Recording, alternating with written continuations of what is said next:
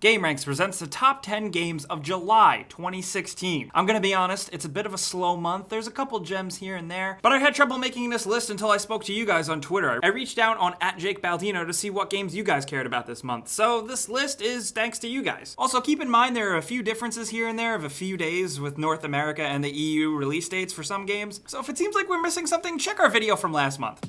Starting off with number 10, we have the Banner Saga 2 getting its console release. We did a before you buy on the PC version of this game, and it's really awesome. I came away very surprised. It's getting released early in the month for Xbox, and it's actually going to be free on Xbox Live with Games for Gold. It's also slated to release on PlayStation 4 this month, and regardless, the Banner Saga 2 is definitely worth trying if you're a fan of anything like a choose-your-own-adventure, or the Oregon Trail, or strategy battle games. It's got a little bit of something for everybody, and even if it doesn't seem like your type of game, you should give it a shot. You might be surprised. And at number 9, speaking of PS4, we have Killstrain. Killstrain is a top-down twin-stick action shooter. It sounds pretty basic and predictable, but it's a bit different here because it's 5 versus 5 versus 2. It's extremely competitive, but it's 2 teams of 5 players fighting to contain and control this energy source called the Strain. So those are all human characters, but then 2 additional players get to play as mutants. If you're playing as a mutant, you get a bunch of different abilities and you can kind of just wreak havoc and make the other team's lives a living hell. There's replayability and there's a bunch of character progression stuff, and if you're worried about 5v5v2 being kind of complicated,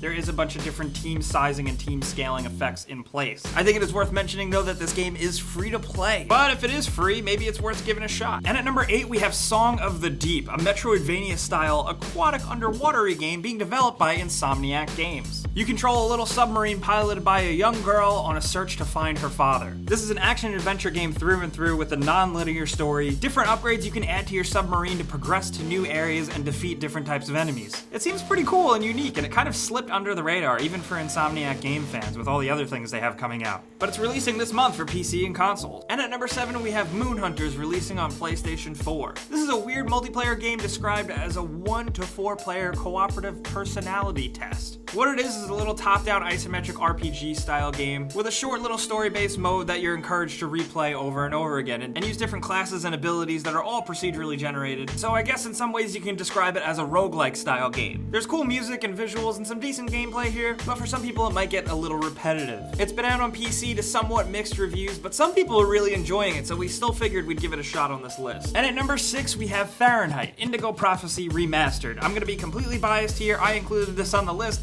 because I'm a huge fan of this game. It got a HD re-release for PC and mobile a while back, but now we're finally getting it on PS4. What is Indigo Prophecy, you ask? Well, it's the game where Quantic Dream, the makers of Heavy Rain, really found their footing and started making games how they do today. So if you are a fan of Heavy Rain and want to see where all the stuff really started and their first real success at attempting to tell a weird video game story in a cinematic style, well, check this thing out. It's pretty cool and it's only going to be $15. And at number 5, since we're talking about the HD re-releases, we're getting Resident Evil 5 HD. This up-res version is being released for PC and consoles, and you know, the game gets a lot of flack, but ultimately the co-op was pretty decent and it was a fun game. As much as it was crazy action-packed, it still did feel like a Resident Evil game through and through. Resident Evil 5 HD is releasing digitally on June 28th, but it squeezes into our July list because it's releasing in a physical version on July 12th. Every Resident Evil fan has a different opinion about this one, but they'll all be able to relive those memories again, playing it again this month. And at number 4, we have Hawken getting released on PlayStation 4. What started as an early access game on PC is now picked up by 505 Games and being published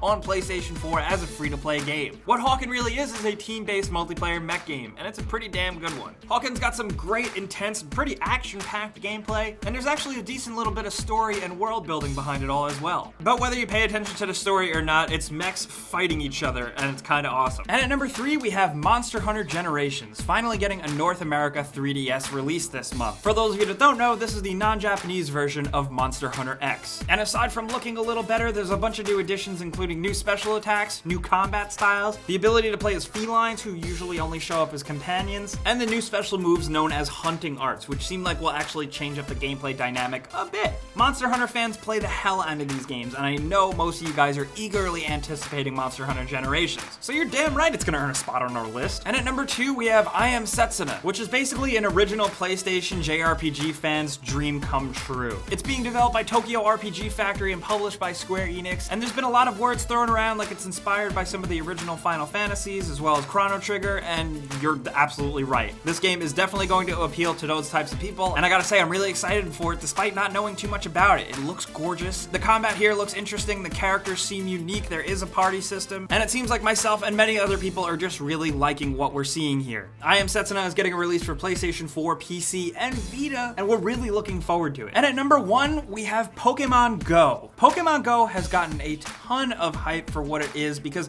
honestly, the concept sounds amazing. An augmented reality, smartphone-based game where you get to go out in the real world and catch and collect Pokemon and trade them with your friends? Are you kidding me? That sounds awesome. Well, this month we finally get to see what the hype is all about. The game has had betas with some people, but we still don't know a ton about exactly how it works. But I gotta say, I'm really excited to figure it out. I know Pokemon fans have been dying for an experience like this for basically forever, so that's why it earned the top spot on our list. So those are the games releasing in July of 2016. We also have a few bonus games, including Ark getting its Survival of the Fittest mode on PlayStation 4, and one of my favorite games of all time, which is why I'm mentioning it, is Rocket League getting a physical console edition. July 2016 is definitely a weird and light month, like I was saying, with some crossover games from June, but I do want to hear from you guys in the comments.